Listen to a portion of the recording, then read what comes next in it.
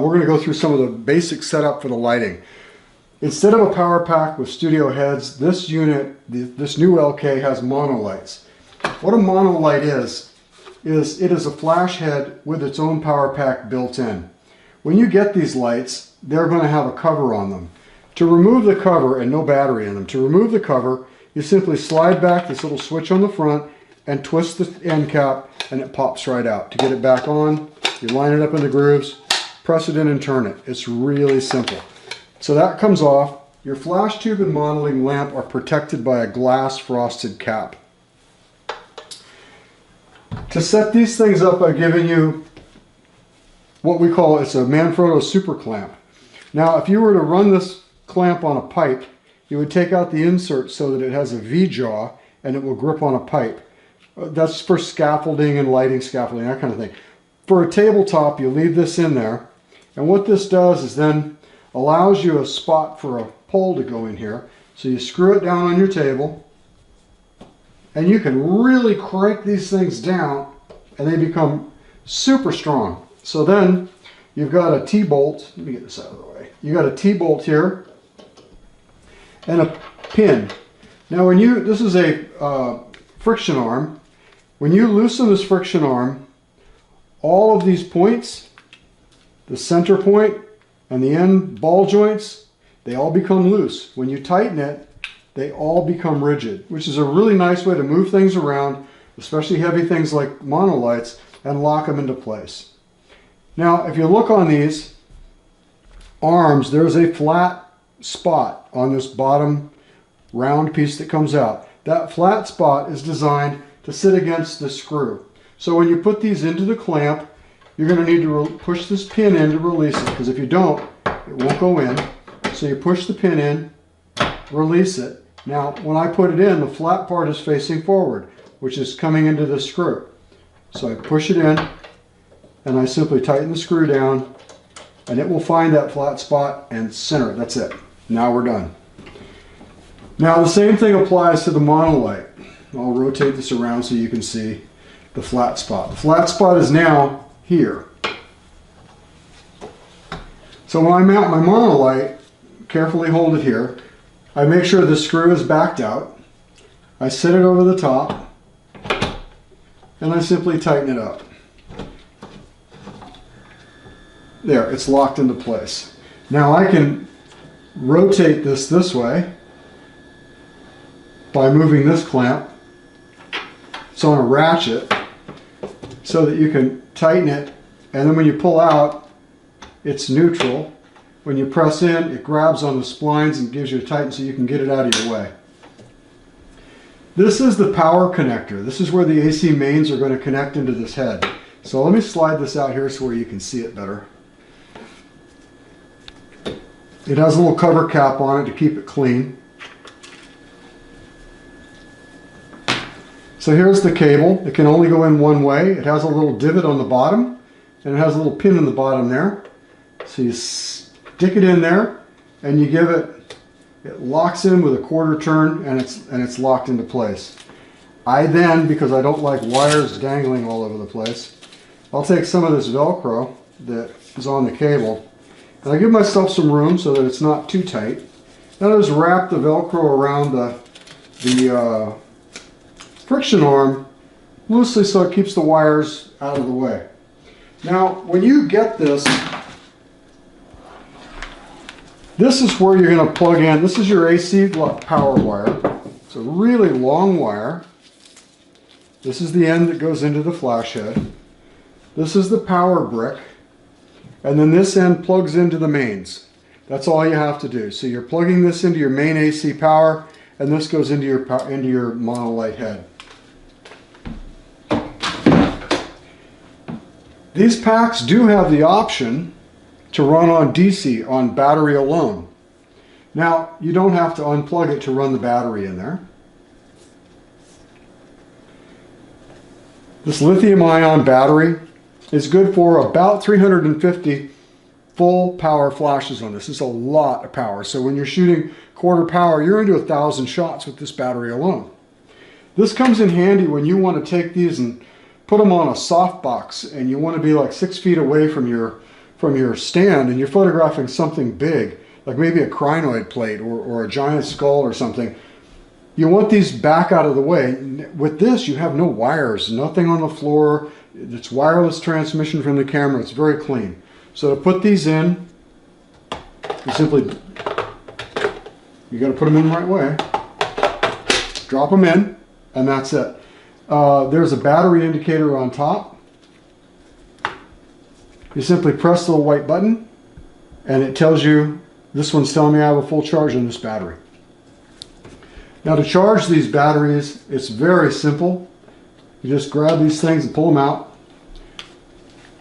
On the side of the battery, there's a small power port.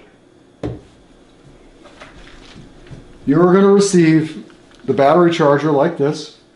It has a connector that will go into the power port, and you plug this into your mains. On this case, it's a US plug.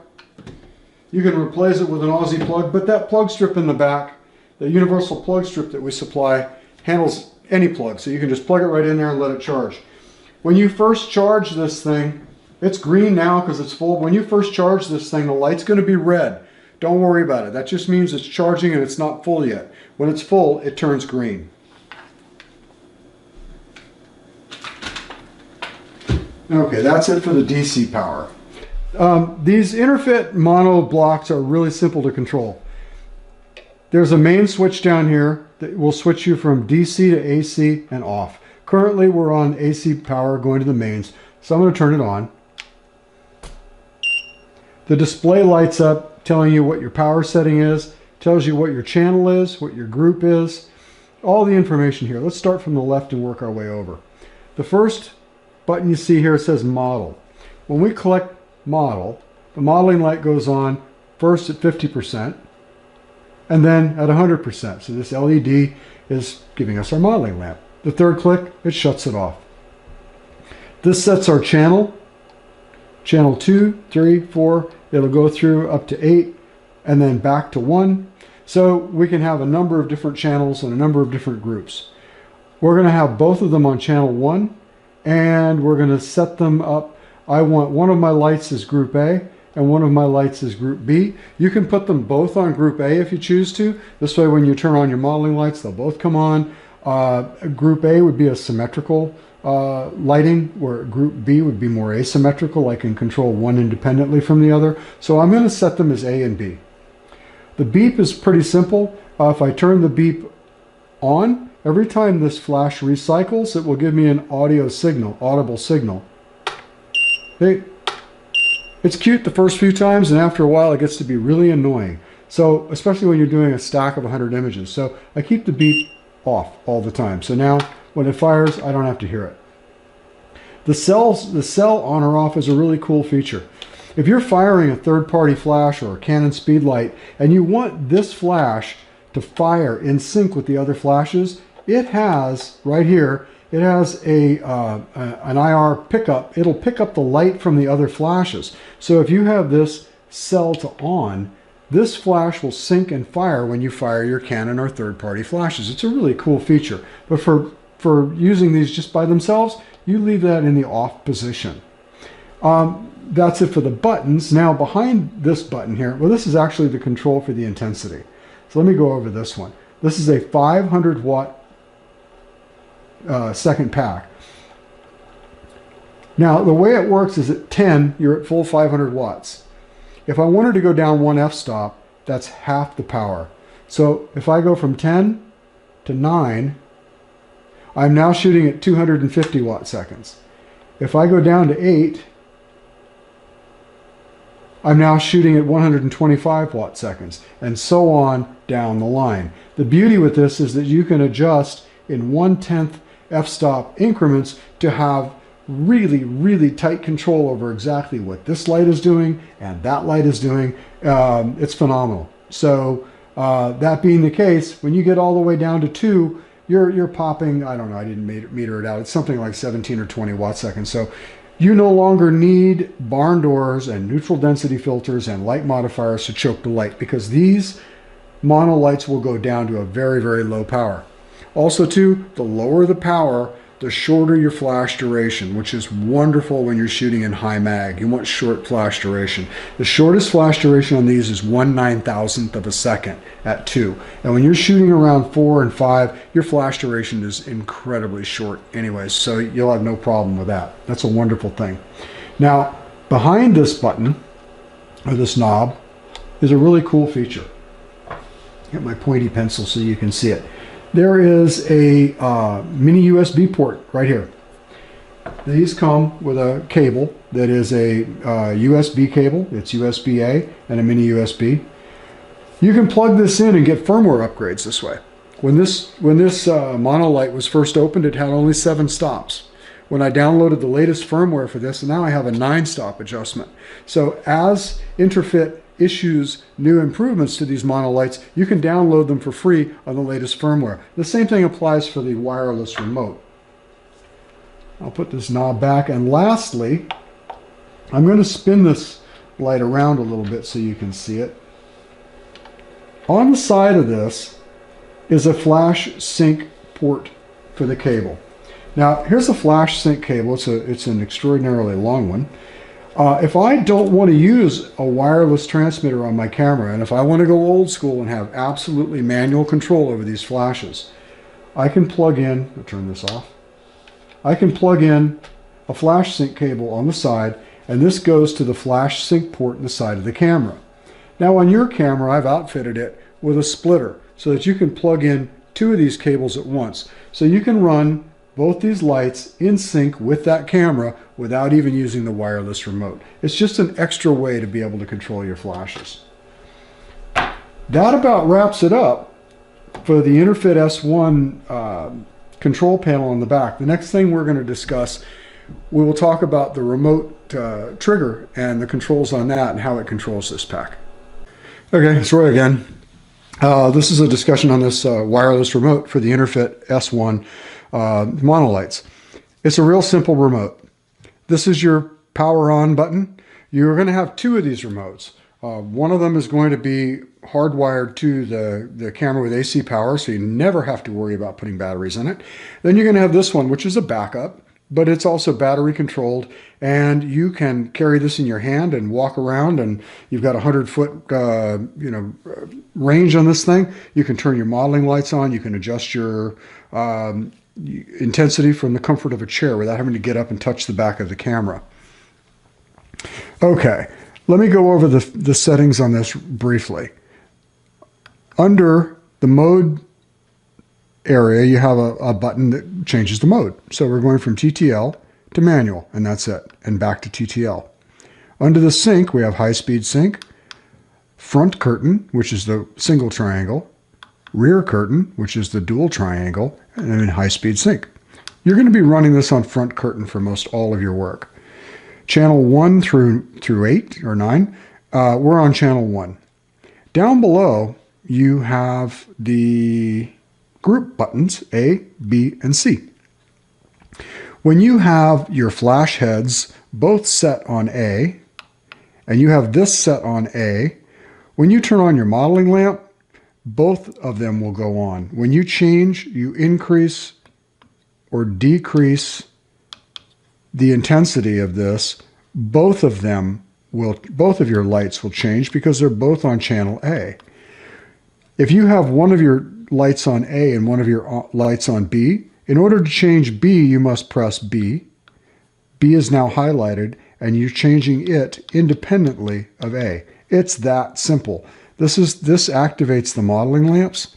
This will fire the flash. I'll turn one of the heads on just so you can hear it. Okay, that's on channel A. So I'm going to put on the modeling lamp. There's your modeling lamp on A, and I'll fire this. Okay, I'm going to put the audio on. This is the little beeper sound. Now I've got this annoying beep every time it's recycled, which I don't like, so I'm going to turn that off. And that's basically it. This will increase or decrease the amount of energy that's coming out of your flash heads when you select these. I find it as convenient to just turn the knobs on the back of the flash heads, but you have the option here. That's it. there is on the side of this a port that allows you to connect this USB cable so that you may go onto InterFit and download the latest firmware. The latest firmware for both heads and remote have already been installed as of the date of this video, but as they roll out with new features, they incorporate them into the firmware and you can download them and upgrade your unit for free. That's it. The next video we're going to show is going to incorporate both heads, and I'll be operating this remote so you can see what's happening with each head. Okay, back again. I'm going to show you how this remote affects these two flash heads as I'm running them. Right now I've got it in manual mode, and I've got them both set on channel A. Based on this with my remote, if I increase or decrease the power, because it is set on channel A, it will increase or decrease the power on both of them. So as I go down on my power, you see how the power drops. If I go up on my power, you can see how the power increases. I can also go manually and grab the knob and just turn it to whatever I want, so that if I've got them basically in their symmetrical lighting, and if I want to kick one side up a little bit or one side down a little bit, I can do that, and I don't have to do it on the remote. This will bypass the remote. But let's say I've got these at 4.4. Let's say I want to set them as asymmetrical lighting, so I want A and B to be completely independent. So what I'll do is I'll change this from group A to group B. Now it says group B. I'll go over to my group B button, and I've got it on 4. Let me kick it up to 4.5, and you'll notice it's changing. This isn't. This is still at 4.4. Now if I wanted to go back to A and change it, I click on the A button, it brings me back to group A, and I can reduce group A. Same thing applies to my modeling lamps. The modeling lamp will only be controlling the lamp that is selected, the group that is selected. So I'm on group A, I turn on my modeling lamp, and group A comes on, 50%, 100%, and off. If I wanted to control the modeling lamp on group B, I would select B, and then turn on the modeling lamp, and there we are, 50%, 100%, and off. If I have them both set on group A, now they're both on group A, and I'm going to go to group A, and I'm going to increase them and decrease them. You see how they're following each other? They're symmetrical, so they're always going to be the same. I'm only working with group A here. Now, I'm in manual mode. So the manual mode is basically just manual. If I want to switch to TTL, and now I fire these flashes, if my camera and lens were hooked up, it would automatically meter based on an 18% neutral gray, or however they're doing this now, and it would give me a good exposure. I zoom in on my actual specimen and not just the background, I would get a good exposure of my specimen. What's cool about this is when I fire this, when I switch back to manual mode, it's locked in my TTL setting. So now I know I've got a basic starting point. So now I can say, I might just do a manual. I might want to kick this one up a little bit and leave that where it is. I can adjust these independently like that. So I love the fact that when you switch from TTL to manual, at least it holds that TTL setting. That's about it. I mean, they're pretty straightforward. This, again, will control all the little things like the beep sound and the modeling lamps, the increase and decrease of your intensity, and basically allow you to pick which lamp you're controlling. If you don't have this, you would have to use the flash sync cables on this with the flash sync cable splitter on the camera, and then you'd be shooting only in manual mode. You can't do TTL without this remote. So again, you have the two of them. So the one on the camera is hardwired. This one is the battery operated one. So that's it.